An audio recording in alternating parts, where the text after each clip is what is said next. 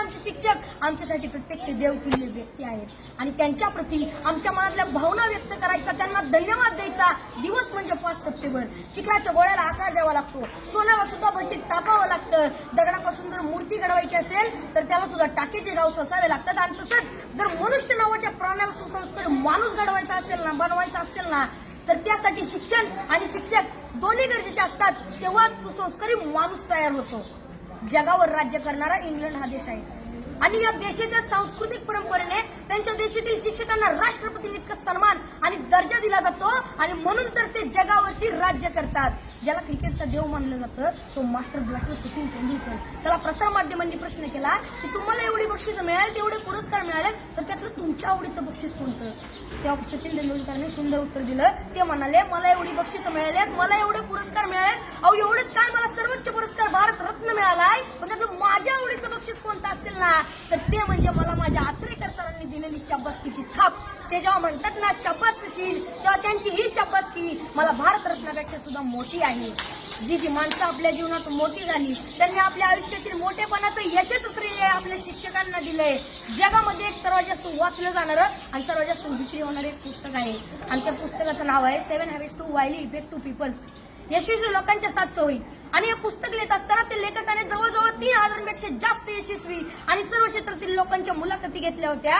तर त्यामध्ये जवळजवळ प्रत्येक यशस्वी लोकांनी आपल्या यशाचं श्रेय आपल्या शिक्षकांना दिलंय. मनाच्या मोठेपणाचं सर्वात मोठं उदाहरण आपल्या शिक्षकांनी आपल्याला केलेल्या सहकार्याबद्दल कृतज्ञता व्यक्त करणे आणि मनाचा सर्वात मोठा खोटरडेपणा आहे की आपल्या शिक्षकांनी आपल्याला दिलेल्या ज्ञानाबद्दल जाण आणि कृतज्ञता नसणे. अशी माणसं फार मोठी होत नाहीत आणि पुढे जाऊन ती तोंडावर पडतात.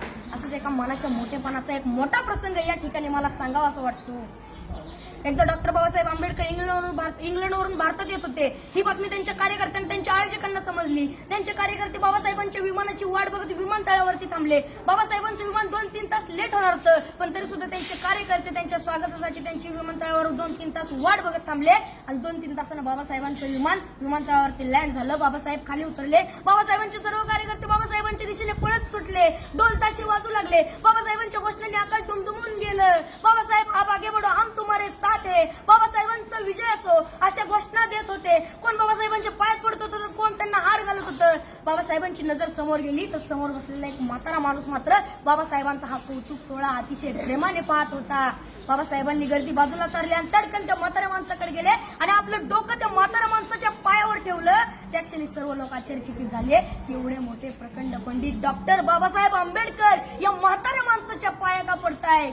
त्या क्षणी बाबासाहेब म्हणाले, हेच ते केळुसकर गुरुजी ज्यांनी मला माझ्या लहानपणी शिकवलं.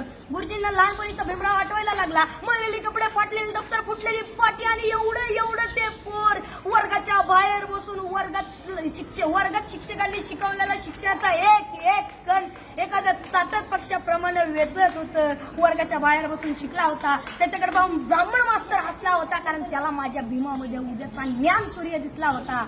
डॉक्टर बाबासाहेब आंबेडकरांना केळुसकर गुरुजींना प्रचंड प्रेम आणि श्रद्धा होती.